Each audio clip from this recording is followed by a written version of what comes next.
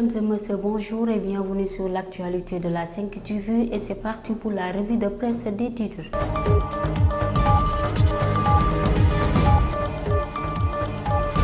Et nous débutons avec le journal Observateur qui affiche à sa une du jour l'entretien qu'il a eu avec la femme qui a été déclarée kidnapping à Keur Mbaye Fall dans la banlieue dakaroise. Elle s'appelle Koumba Kane, mère de 4 enfants.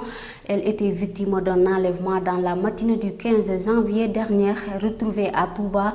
Koumba retrace l'histoire de son kidnapping. Autour d'elle, le mari et ses enfants se disent soulagés. Et toujours dans le journal Observateur, parlons de la consommation de la drogue au Sénégal.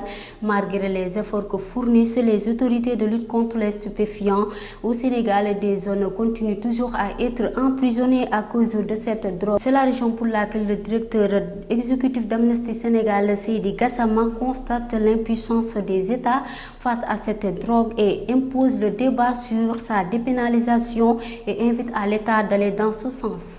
Le journal quotidien parle de ce matin sur la situation du Parti socialiste après avoir accusé de lorgner le fauteuil du secrétaire général. Serigne Mbaye Thiam se lave à grande eau et affirme que je ne peux pas dire que Aminata Mbengue Ndiaye doit être secrétaire général et pose des actes contraires. Le journal Libération revient sur l'histoire de la kidnappée Koumba Kane, mère de 4 enfants et habitante de Keur Mbaye Fall.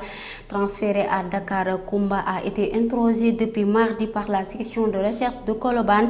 Sa légende sur un prétendu enlèvement se confirme de plus en plus. Le journal Wa Grand Place affiche à sa une du jour l'alerte sur l'épidémie de la rougeole au Sénégal. Selon les informations du journal, depuis plusieurs cas de cette maladie ont été notés depuis quelque temps dans le pays. Aujourd'hui, l'on peut parler d'épidémie même si certains médecins rassurent la population sénégalaise.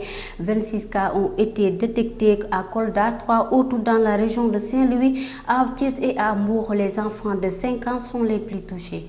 Le journal Vox Populi revient sur l'erreur qui s'est produite à Kolda, plus précisément à Sareyoba Diao, une localité située dans la commune de Tunkanto. Escale, une femme âgée de 35 ans a été décapitée, la tête emportée, le corps a été retrouvé le samedi après-midi dans une rizière. Et parlons du dialogue national. Le journal Les Échos parle de la réaction de Sayer Tambidou, membre du comité de pilotage du dialogue national.